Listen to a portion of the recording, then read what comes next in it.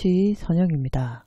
오늘은 2020년 금 투자하는 방법들에 대해서 자세하게 알아보도록 하겠습니다. 금 투자 많이들 관심 많으시죠? 언제 어떻게 해야 하는가? 지금은 금융위기, 경제위기로 보는 경제학자들이 많습니다. 올해부터. 그래서 이제 지금 경제위기 속에서 안전자산인 금 투자를 언제 어떻게 해야 되느냐, 올해 투자를 해야 되느냐 말아야 되느냐, 이런 부분들에 관심이 많으실 겁니다. 그런 부분들에 대해서 오늘 샅샅이 한번 알아보도록 하겠습니다. 구독과 좋아요 부탁드리겠습니다.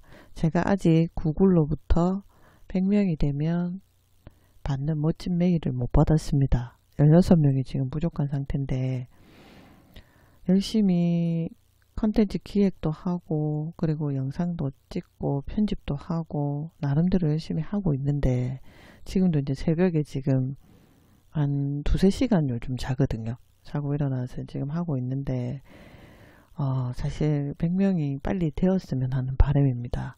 구독과 좋아요 부탁드리겠습니다. 우선 이제 금 투자를 해야 하는 이유부터 한번 보도록 할게요. 지금은 구조적인 침체가 강합니다. 왜냐하면 금은 원래 달러와 반대로 가는 성향이 있거든요. 그래서 원래는 이제 달러가 약화되는 경향으로 가면 금이 오릅니다. 그리고 달러가 강하게 나가면 금이 내리는 이런 반대적인 성향이 있어요. 그런데 지금 현재는 어떠냐면 금이랑 달러가 같이 오르고 있습니다. 지금 우한폐렴이라고 하는 게 전 세계적으로 정말 힘든 시기입니다. 우한폐렴 때문에. 그래서 많이들 사망자도 많이 나고 그리고 확진자로 인해서 전 세계가 힘들어하고 있는 상황인데요. 그런 상황이라서 더욱더 힘든 시기이기도 합니다. 그래서 이제 달러가 보통은 오르면 금이 내립니다. 그리고 금이 오르면 달러가 오르면 금은 내리고 달러가 약해지면 금은 올라가는 이렇게 반대적인 성향이 있어요. 근데 지금은 우한폐렴으로 인해서 불안 요소들이 강해지고 있죠.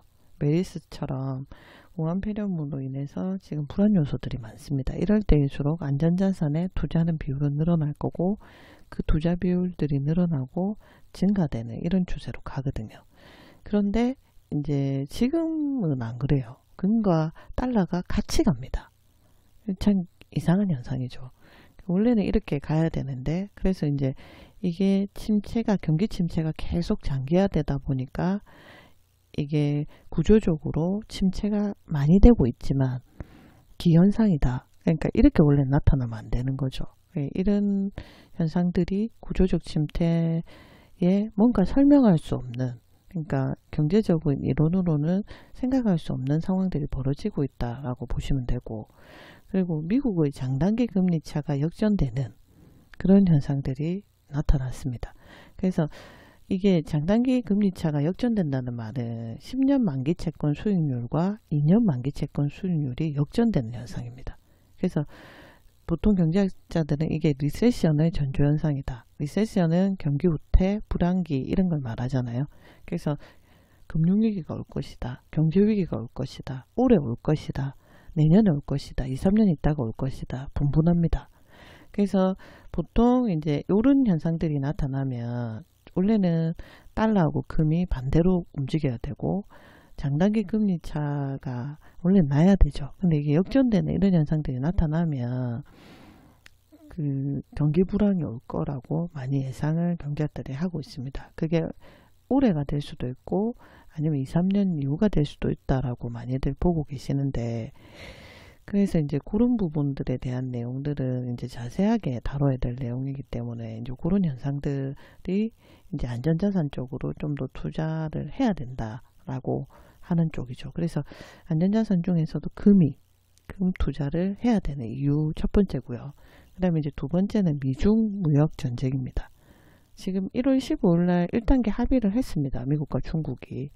그런데 그 합의는 제가 볼 때는 탐색전에 불과한 것 같아요.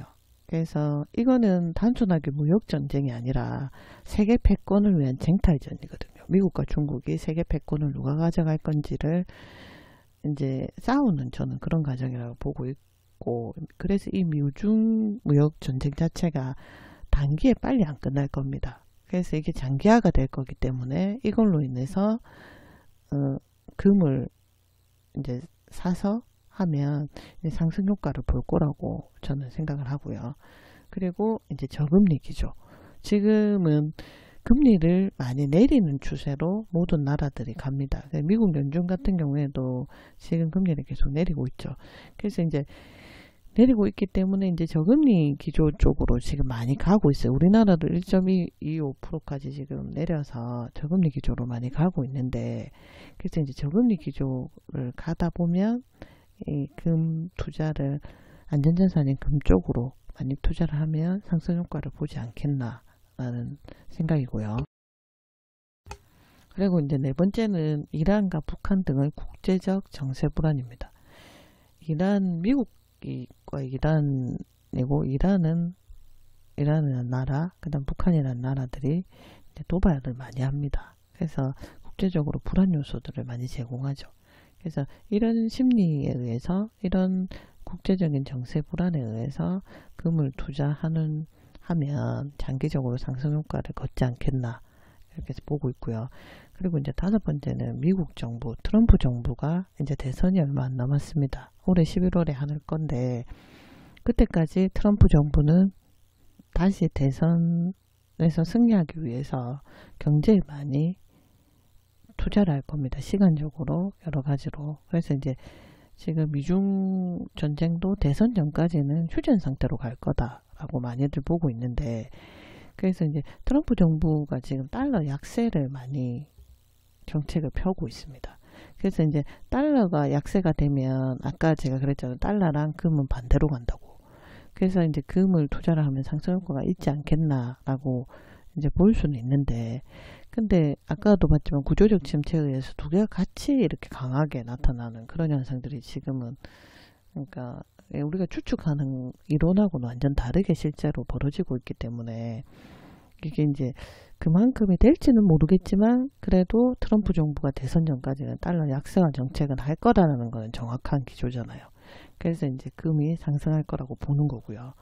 그리고 이제 우리 지금 현 정부가 경제를 많이 살리려고 노력은 많이 하고 있습니다. 그렇지만 이제 대내외적인 불안 요소라든지, 북한의 국제적인 정세 불안이라든지, 지정학적 리스크, 우리가 지금 지정적으로 있는 리스크라든지 이런 걸 다 고려해 봤을 때는 이제 금을 사서 이제 조금 더 상승 효과가 있지 않겠나라고 보는 거고요.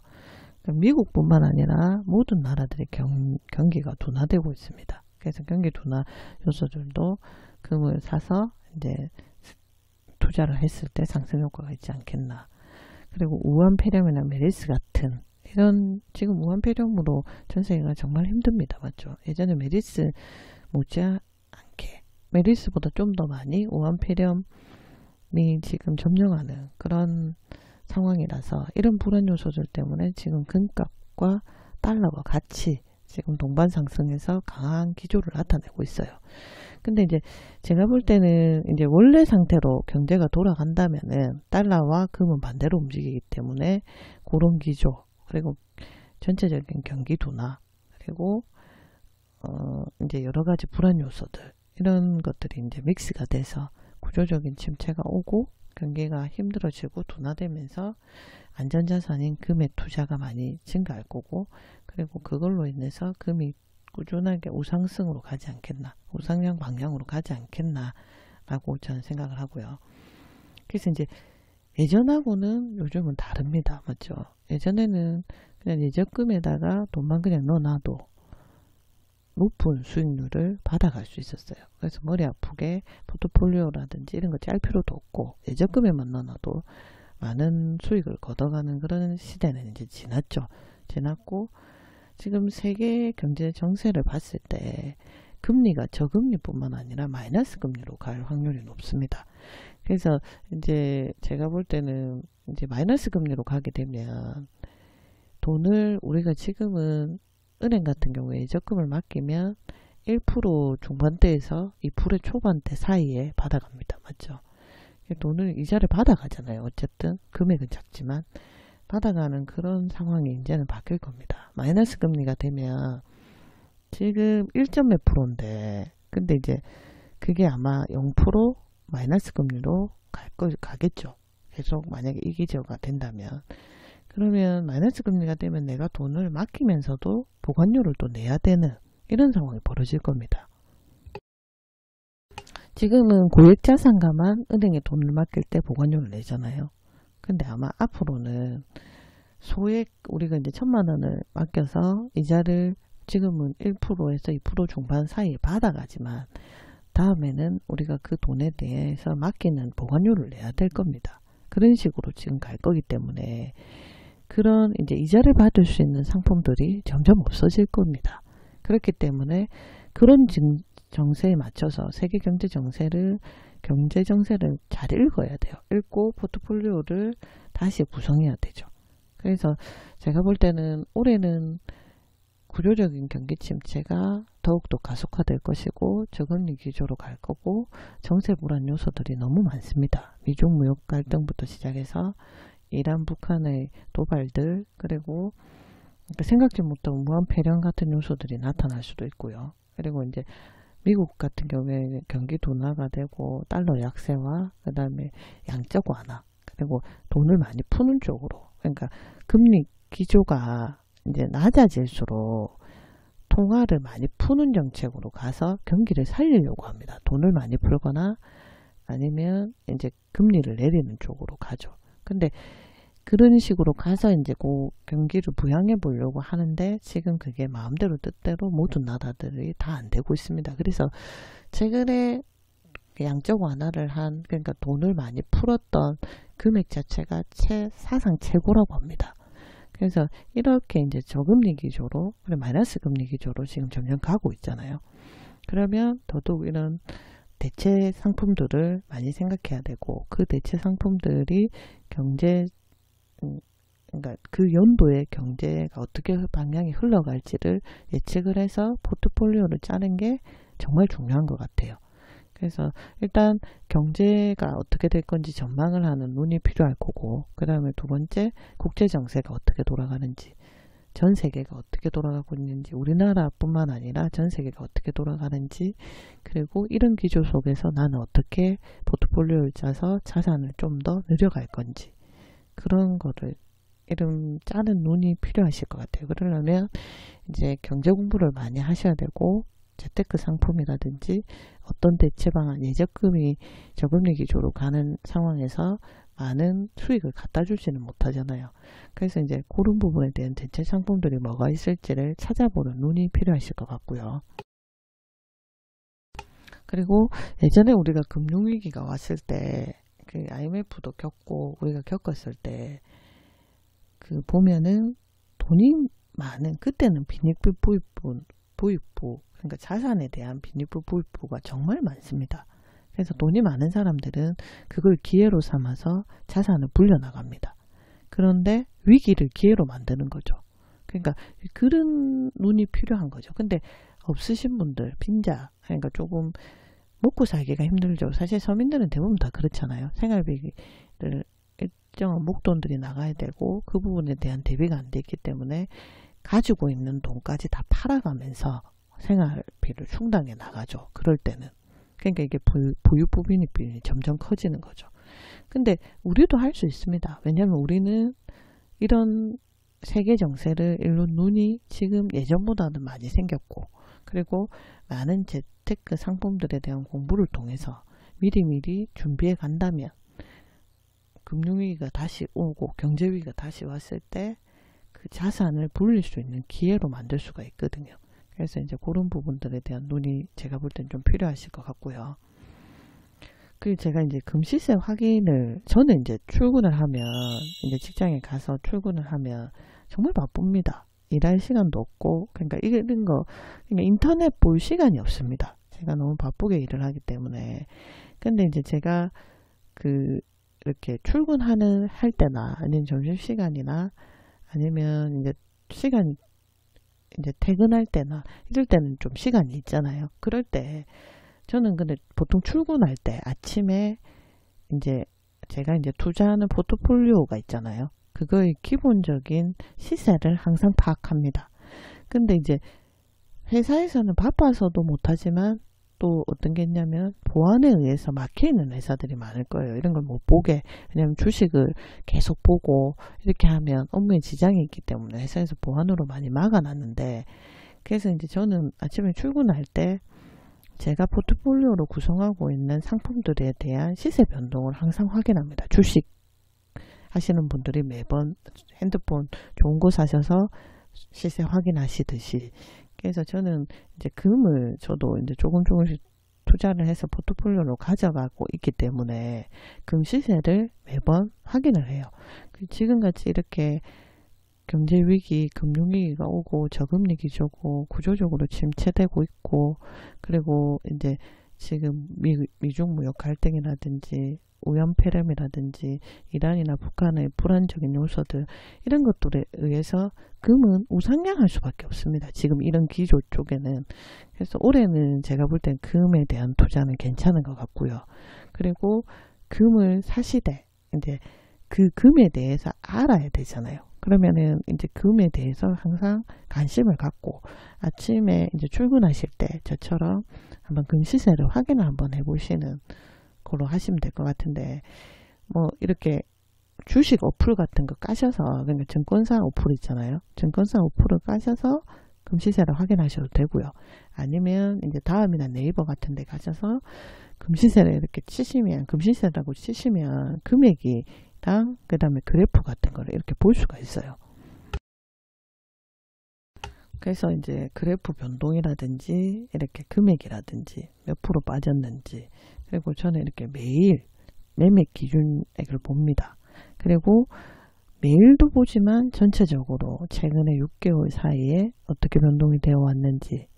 왜 이거를 봐야 되냐면 금을 저희들이 매수를 해야 되잖아요. 매수를 하면 어느 시점에 내가 들어가야 되는지를 한 3개월에서 6개월 정도의 그래프, 아까처럼 이런 그래프를 통해서 내가 확인을 해보서 매수 시점을 정하는 포인트가 될 수가 있죠. 그래서 그거를 보시거나 아니면 이제 환율, 이런 매일 매매 기준율이나 아니면 국제금 가격들을 비교를 해서 내가 들어가야 될 시점을 정해 볼 수가 있는 거죠. 그래서 아침에 이제 매번 이렇게 좀 이렇게 매일 힘드시면 뭐 이틀에 한 번이든 3일에 한 번이든 자기가 갖고 있는 포트폴리오에 대해서 시세 확인을 한 번씩 하시면 내가 이 시점에 이 정도쯤에 매수를 해야 되겠다, 매도를 해야 되겠다라는 게 감이 오거든요. 그래서 이런 지금 현재 여기서 보셨을 때는 이제 지금은 이게 1569달러까지 올랐습니다. 그러니까 이 1569까지 올랐거든요. 금 가격이. 그래서 이제 요로해서 지금은 좀 많이 오른 상태죠. 그래서 이제 그렇게 하시는 습관을 기르시면 이게 전문가 못지않게 어느 시점에 매수를 해야 될지 어느 시점에 매도를 해야 될지가 이 그래프를 통해서, 그리고 요 금액들을 보면서 가격이 측정이 되실 거예요. 그래서 그거를 한번 매번 이렇게 하시는 습관을 기르시는 게 제가 볼 때 중요할 것 같고요. 그러면 이제 금 투자를 어떻게 해야 되느냐, 방향을 어떻게 잡아야 될 거냐를 보면, 금 투자는 단기나 단타로 매매를 하시면 절대 안 됩니다. 왜냐하면 이 금 투자는 아까 그래프 보셔서 아시겠지만 올라갔다 내려갔다 이런 반복을 많이 하죠. 근데 이제 그 우상향 쪽으로 가는 쪽에 매수 타이밍을 잡아서 나중에 보고 이제 매도 타이밍도 잡아 나가야 되는데, 이거는 장기적으로 가져가야 될 상품입니다. 그래서 우리가 이제 단기나 단타로 하실 분들은 금이 맞지 않죠. 내가 단기나 단타로 돈을 벌겠다 하면 맞지 않아요. 그래서 이거는 이제 장기적으로 꾸준하게 분할 매수하는 게 맞습니다. 그래서 지금은 국제 정세가 좋지 않습니다. 맞죠? 그리고 평화 분위기도 조성이 안 돼 있습니다. 그래서 국제정세가 조금 나아지고 평화 분위기가 조성이 되면, 지금 무한폐렴까지 겹쳐서 시국이 정말 안 좋죠. 그래서 지금은 이렇게 조금 불안한, 아주 불안한 상태죠. 그래서 이게 조금 나아지는 조정 시기가 오면 금값이 떨어질 겁니다. 왜냐하면 금은 경기가 불안하고 불안 요소가 클수록 올라가는 경향이 있거든요. 그래서 이제 조정 시기가 왔을 때 포트폴리오의 일정 부분을 짜는 지혜를 발휘해야 됩니다. 그래서 보통은 이제 전문가들이 15% 내외로 잡아라, 포트폴리오에. 그러면은 내가 100만원을 번다. 그러면 15만원을 금을 투자를 하는 거죠. 근데 15만원어치를 왕창 사는 게 아니라 그거를 이제 분할해서 매수를 하는 거죠. 그래서 만약에 투자 금액의 일정 부분을 내가 부담되지 않는 선에서 정하는 게 좋죠. 왜냐하면 부담이 돼버리면 장기로 못 가져가거든요. 그래서 장기적으로 해야 되기 때문에 부담되지 않는 선에서 분할 매수를 하는 게 중요합니다. 그래서 매달 적립식으로 형식으로 하는 것도 괜찮아요. 그래서 우리가 이제 적립식 펀드, 다음에 이제 펀드도 한번 할 건데, 적립식 펀드 같은 경우에 매달 그게 지수가 어떻게 되든 상관없이 매달 꼬박꼬박 오래 장기적으로 가져가면 적립식 펀드가 매달 괜찮다라고 재무나 전문가들이 말을 많이 하죠. 그런 것처럼 금 투자도 매달 적립식 형식으로 가져가는 것도 괜찮습니다. 왜냐면 내가 매수 타이밍, 매도 타이밍을 매번 정해야 되고 이렇게 하는 게 힘들잖아요, 사실. 일반인 입장에서는 이게 많이 힘듭니다. 맞죠? 그리고 이제 직장이랑 병행을 하시면 더 힘드실 거예요.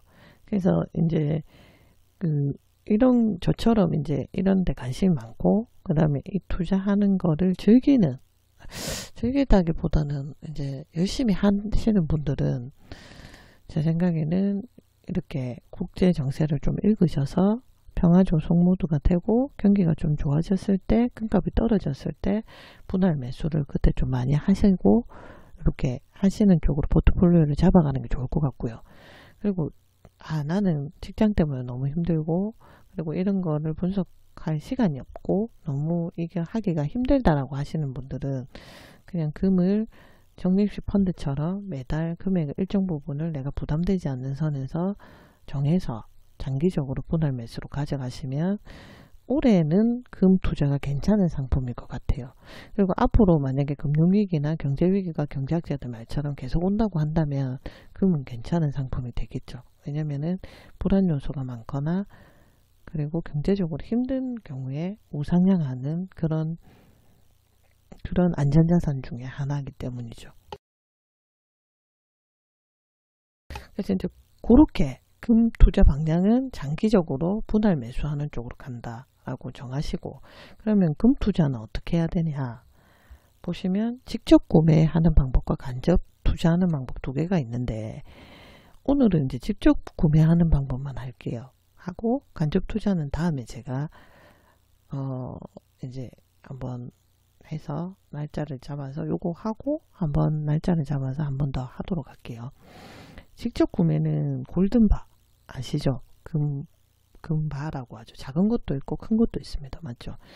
그래서 이제 한국 금거래소를 통해서 우리가 이제 골든바를 많이 사는 경우가 많은데, 골든바는 이제 어떠냐면은 실물로 가지고 있잖아요. 그래서 이제 실물로 집에 이제 가지고 있고 누구한테 선물을 할 때 많이들 하시는데, 근데 이제 골든바를 금 투자 방법으로 한다 하면은 부가세가 일단 10%가 나옵니다. 그리고 이제 증권사별로는 다른데 수수료가 또 5에서 7% 정도 들어요. 매매 차익은 비과세입니다. 그리고 매도 시에 내가 이걸 팔 때 또 5%가 더 추가가 돼요. 그러면은 살 때는 15%에서 17% 정도 필요한 거고, 그리고 팔 때 또 5% 더 내야 되고, 그러니까 수수료가 정말 많죠. 부가세하고 수수료하고 합치면은 많기 때문에 제가 볼 때는 매매 차익이 비과세긴 하지만 이 방법은 그러니까 누구에게 선물을 하거나 내가 장기적으로 가지고 있고 보면 내가 금을 가지고 있지 라고 만족도가 높으신 분들은 모르겠지만, 금을 투자하는 목적으로 하신다면 별로 제가 볼 때는 추천하는 방법은 아닌 것 같고요. 그리고 이제 두 번째는 골드뱅킹입니다. 골드뱅킹은 이제 금 관련된 통장을 만드는 건데, 금 통장을 만드는,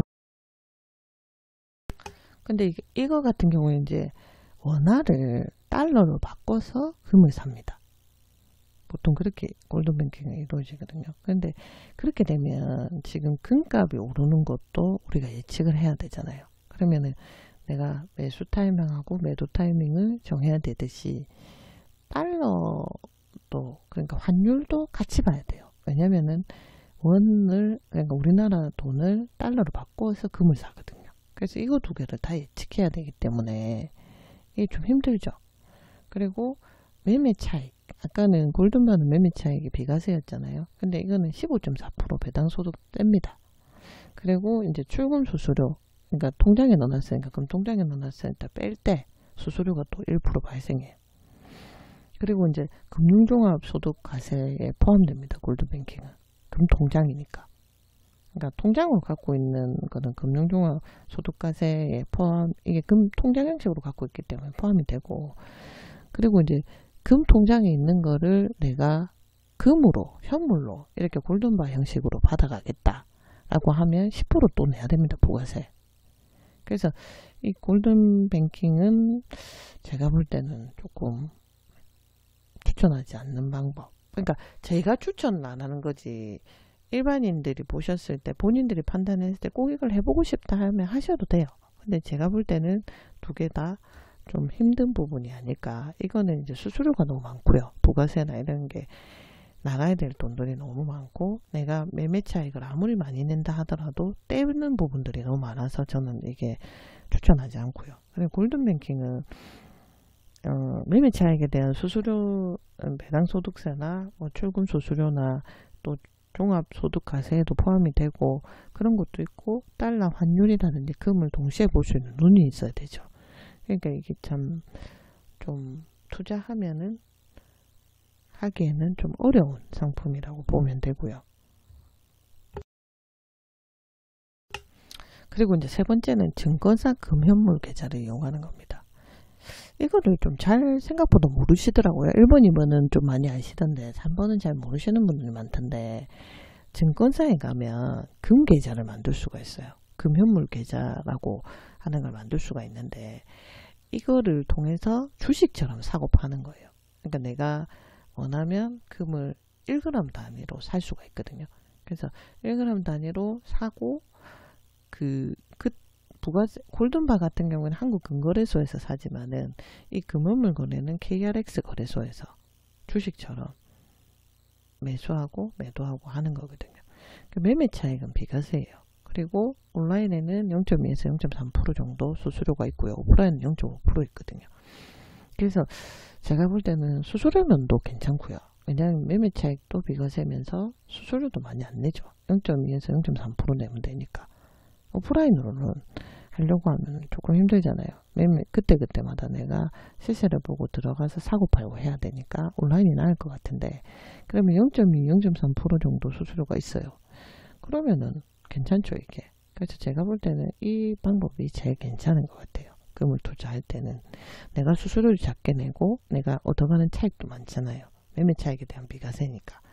그래서 이제 제가 이 방법을 캡처를 떠서 한번 보여드리려고 가져왔는데, 금 투자 방법은 아까 말한 대로 증권사에서 금 관련된 계좌를 만들어야 돼요. 직접 가서 만드셔도 되고, 아니면 뭐 컴퓨터나 모바일 뱅킹, 인터넷으로 만드셔도 돼요.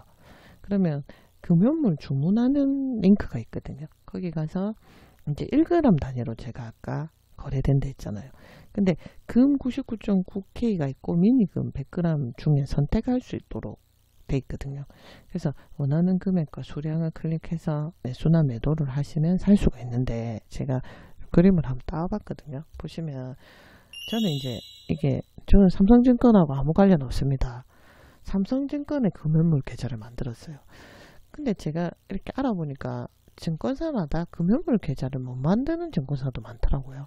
그래서 삼성증권에 가서 금연물 계좌를 만들었는데, 그래서 이제 만들고, 그리고 나서 여기 보면 금연물 주문이라고 있습니다. 이거를 클릭을 하면 요런 화면이 나타나요. 금연물 주문이죠. 그러면 이제 1g 단위로 아까 거래한다 했잖아요. 그래서 금을 살 건지 미니금 100g을 살 건지를 보면 이게 거래량을 보면 이게 훨씬 많습니다. 금 99.9K가. 그래서 요거를 이제 저는 하는데, 여기 보시면은 밑에 이 부분은 이제 매수할 때 금액이고요. 59,170원부터 59,210원까지 이제 금액이 이렇게 다양하게 있고, 수량이 여기 밖에 나와 있죠. 요거 보시면 되고, 59,220원에서 59,260원까지 요거는 이제 매도할 때 하는 금액이거든요. 그러면 내가 매수를 할 거면 제일 낮은 금액으로 하면 되잖아요. 그럼 요걸 찍고 여기 수량 금액을 적고 매수를 누르면 되거든요. 이런 식으로. 그래서 내가 59,210원을 여기는 찍어 놨는데 59,170원을 찍어야 되겠죠. 찍고 일하고, 그러니까 수량을 몇 개를 할 건지, 1을 할 건지 2를 할 건지 5개를 할 건지 해서 수량을 적고 매수를 누르면 되고요. 그리고 이제 매도를 할 때는 59,220원에서 260원이니까 매도를 할 때는 좀 많은 금액을 받는 게 좋잖아요. 그래서 59,260원을 찍고 수량만큼 찍고 매도를 찍으면 되죠. 그러면 이제 매도가 됩니다.